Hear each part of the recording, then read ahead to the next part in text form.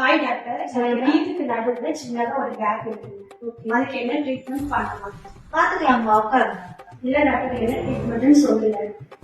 Composite bonding, veneer, aligner, bracing இந்த மாதிரி நிறைய ட்ரீட்மெண்ட் ஆப்ஷன்ஸ் இருக்குங்க. ஓகே டாக்டர், அலைனர் பிரைசஸ் வந்து எவ்வளவு மாசம் போட்டுக்கணும்?